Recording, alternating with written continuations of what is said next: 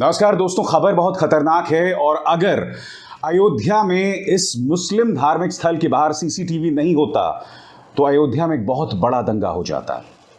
खबर क्या है मैं आपको बतलाना चाहूंगा दोस्तों। ये सीसीटीवी फुटेज सामने उभर कर आया है। इसमें आप देख सकते हैं कुछ लोग जो हैं वो मोटरसाइकिल या स्कूटर में आते हैं और फिर इसमें से कुछ लोग मांस और पवित्र ग्रंथ की किताब के कुछ पन्ने इन्हें फाड़कर और उसके अलावा भड़काऊ पोस्टर्स एक मुस्लिम धार्मिक स्थल के बाहर फेंकते हैं।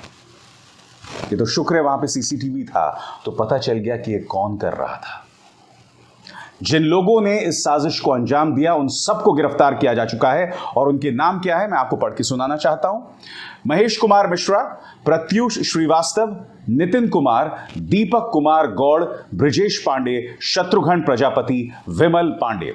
सबसे पहले तो मैं बतलाना चाहूंगा कि मुख्यमंत्री आदित्यनाथ की सरकार और उत्तर प्रदेश पुलिस, खासकर अयोध्या पुलिस, बधाई की हकदार है, क्योंकि अगर वहां सीसीटीवी नहीं होता, अगर त्वरित गिरफ्तारियां ना होती तो माहौल में तनाव पैदा हो सकता था। और हम ये ना भूलें यह अयोध्या है। अयोध्या की अपने मायने हैं एक धार्मिक स्थल के तौर पर, और वहां पर एक धार्मिक स्थल के सामने मांस के टुकड़े फेंक दिए जाएं, पवित्र ग्रंथ के पन्ने फाड़कर फेंक दिया जाए और भड़काऊ नारे, जी हां, वो वहां पर लगा दिए जाएं। मैं आपको बतलाना चाहूंगा उत्तर प्रदेश अयोध्या एसएसपी शैलेश पांडे जो गिरफ्तारियां हुई हैं उसका पूरा विवरण आपके सामने पेश कर रहे हैं। इससे क्या सबक मिलता है दोस्तों? सबक हमें यह मिलता है कि बहुत जरूरी हो गया है कि हमारे मंदिर, गुरुद्वारे, मस्जिद, गिरजाघर, तमाम जो धार्मिक स्थल हैं उनके बाहर सीसीटीवी लगाए जाएं। न सिर्फ बाहर बल्कि अंदर भी। इस घटनाक्रम का मास्टरमाइंड है महेश कुमार मिश्रा। महेश कुमार मिश्रा के बारे में पुलिस ये बता रही है कि जहांगीरपुरी में जो वारदात हुई थी, जो घटनाक्रम हुआ था, उसी के बदले के तौर पर उसने इस हरकत को अंजाम दिया। इसका मतलब ये स्पष्ट हो जाता है दोस्तों, अब बहुत जरूरी हो गया है कि हमारे तमाम धार्मिक स्थलों के बाहर जो है वो सीसीटीवी कैमरा लगाए जाएं। मगर मैं कुछ और कहना चाहता हूं, क्या ये सीसीटीवी कैमरा लगाने से भी कोई फायदा होगा जब हमारे जो न्यूज चैनल्स हैं उनमें और महेश कुमार मिश्रा जैसे लोगों के बीच में कोई फर्क नहीं रहा? मैं आपको दो मिसालें देना चाहता हूं। न्यूज 18 में एक कार्यक्रम चला था जिसमें उन्होंने कहा था कि जहांगीरपुरी में जो घटना हुई उसी के बदले के स्वरूप 300 साल पुराना मंदिर जो है वो अलवर में तोड़ दिया गया। सरासर झूठ था, क्योंकि आप जानते वो घटना 2 दिन पहले हुई और जिस नगर पालिका ने उसको अंजाम दिया उसमें 95% सदस्य भाजपा के थे। तो ये तमाम जानकारियां जो हैं उस एंकर ने, उस न्यूज चैनल ने गलत जानकारी दी। उस पत्रिका के खिलाफ तमाम धाराओं में एफआईआर दर्ज कर दी गई है। मगर मैं नहीं जानता हूं दोस्तों अब तक क्या कानूनी कार्रवाई हुई है। यानी कि ये जो एंकर्स हैं जो समाज में दंगा भड़काने का काम कर रहे हैं, इन पर कोई एक्शन नहीं हो रहा है दोस्तों, कोई एक्शन नहीं हो रहा है, कोई सबक नहीं दिया जा रहा है। और दुख की बात यह है कि राजस्थान में किसकी सरकार है? राजस्थान में कांग्रेस की सरकार है। और हम ये उम्मीद कर रहे थे कि भाई कम से कम कांग्रेस इस मुद्दे को लेकर कड़ी कार्रवाई अपनाएगी। विडंबना देखिए कि शायद 1 साल में चुनाव है इसलिए कांग्रेस इस पर कड़ा एक्शन नहीं ले रही। दूसरी तरफ मैं आपको बतलाना चाहूंगा कि मुख्यमंत्री आदित्यनाथ क्या क्या कर रहे हैं। एक खबर आपकी स्क्रीन पर आ रही है। सबसे पहली खबर, following CM Yogi's order volume of loud speakers at 17,000 religious places in Uttar Pradesh lowered. खबर क्या है कि मुख्यमंत्री आदित्यनाथ के आदेश के बाद उत्तर प्रदेश के करीब 17,000 लाउड स्पीकर्स का जो वॉल्यूम है उसे कम किया जाएगा। और इसमें सिर्फ मस्जिद शामिल नहीं है, इसमें मंदिर भी शामिल है। फिर दूसरी खबर देखिए साहब, विवादों के बीच उत्तर प्रदेश सरकार ने धार्मिक स्थलों से 6,000 लाउड स्पीकर्स 72 घंटों में हटा दिए। मैं जानता हूं आप लोग क्या सोच रहे होंगे, आप लोग ये कह रहे होंगे कि मुख्यमंत्री आदित्यनाथ ये सब इसलिए कर रहे हैं क्योंकि वो चुनाव जीत गए। मुद्दा वो नहीं है। मुद्दा ये है कि उत्तर प्रदेश एक संवेदनशील राज्य है। यहां पर अगर आप भड़काने का प्रयास करोगे तो इसके बहुत ही बड़े दुष्परिणाम होंगे। और यहां पर प्रशासन जो है वो एक्शन ले रहा है। अब अगला कदम देखिए, उत्तर प्रदेश में होंगे शांत मंदिर और शांत मस्जिद। कम से कम 11,000 लाउडस्पीकर्स को हटाया गया और ये तमाम कार्रवाई योगी प्रशासन कर रहा है। मगर मेरा सीधा सवाल इस सरकार से, खासकर राजस्थान सरकार से, कि आप लोग अपनी तरफ से कड़ी कार्रवाई क्यों नहीं कर रहे हैं, बताइए। और सिर्फ न्यूज 18 का सवाल नहीं है दोस्तों।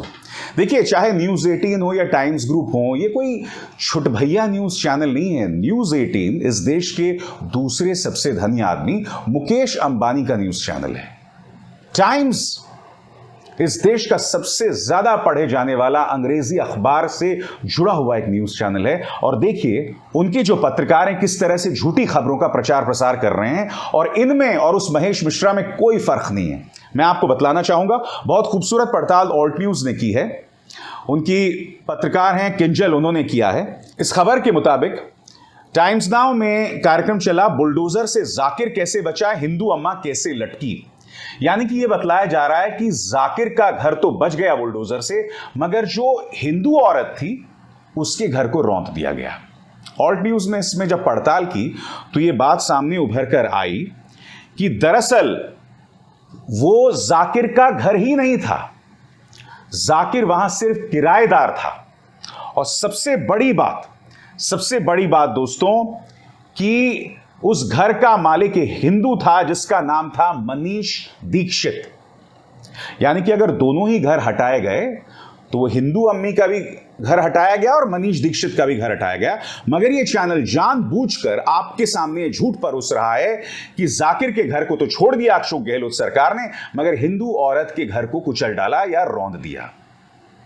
और खुद मनीष दीक्षित कह रहा है कि हमें बहुत पहले नोटिस मिल गया था, पहले से नोटिस मिल गया था और उसके बाद कार्रवाई की गई। जहांगीरपुरी में क्या हुआ था, चूंकि आपको एमसीडी के चुनाव जीतने थे तो बगैर नोटिस दिए डीडीसीए के 1957 के नियम कानूनों की धज्जियां उड़ाते हुए आप लोगों ने उन घरों को रौंद दिया, उन्हें बुलडोजर से हटा दिया। सुप्रीम कोर्ट का 2017 का आदेश है कि जिनके घरों को आप रौंद रहे हैं, हटा रहे हैं, उन्हें उनका पुनर्वास करें, उन्हें दूसरी जगह दें रहने को। इन तमाम आदेशों की धज्जियां भाजपा के एमसीडी ने उड़ा दी थी। मगर मैं बात टाइम्स नाउ नवभारत की कर रहा हूं।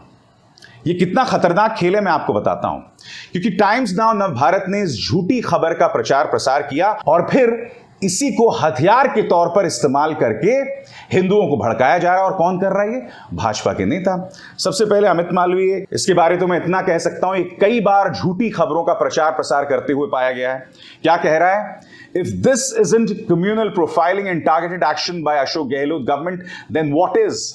बोल रहा है ये कि अशोक गहलोत सरकार सिर्फ हिंदुओं को टारगेट कर रही है, जबकि ऐसा नहीं था। जाकिर वहां सिर्फ एक किराएदार था। आगे कैलाश विजयवर्गीय, अलवर राजस्थान में दोनों तरफ कई फुट तक हिंदुओं के मकान और दुकान तोड़ दिए गए, लेकिन बीच में 20 फुट की जाकिर खान की दुकान को छोड़ दिया गया। हिंदुओं पर सितम, मुस्लिम पर रहम। अशोक गहलोत जी, ये तुष्टिकरण की पराकाष्ठा नहीं तो और क्या है? जनता कांग्रेस को इसका जवाब अवश्य देगी। फिर झूठ बोल रहे हैं कैलाश विजयवर्गीय आप। और जो दीक्षित है जिसका ये मकान था, उसने खुद जाकर कैलाश विजयवर्गीय के उस कमेंट पर नीचे खुद टिप्पणी दी कि साहब ये मेरा मकान है, ये जाकिर का मकान नहीं है, जाकिर की दुकान नहीं है।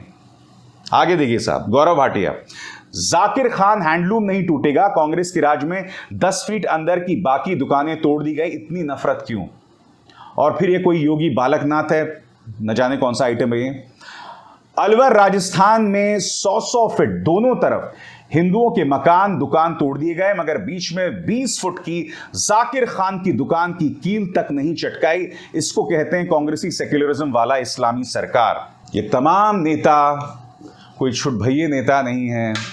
पार्टी के अंदर कोई महासचिव है, कोई प्रवक्ता है, कोई इनके प्रचार तंत्र को संभालता है, और ये सब एक झूठी खबर का प्रचार प्रसार कर रहे हैं। वो जो दोनों खबरें आप हुई, आप मुझे बताइए ना, ये तीनों खबरें। पहली खबर कौन सी? कि एक धार्मिक स्थल के सामने मांस के टुकड़े फेंके गए, उनके धार्मिक किताब का अपमान किया गया। और फिर ये जो दो न्यूज चैनल्स कर रहे हैं, इनमें क्या फर्क है मुझे बताइए ना। वो भी दंगा भड़काने का प्रयास कर रहे थे और ये भी दंगा भड़काने का प्रयास कर रहे हैं। और इस वक्त जब मैं आपसे बात कर रहा हूं 7:30 बज रहे हैं आज सुबह के, जब मैं शो रिकॉर्ड कर रहा हूं, इन पर कोई एक्शन नहीं हुआ अब तक जब मैं आपसे बात कर रहा हूं। कितने शर्म की बात है, बहुत ही शर्म की बात है दोस्तों।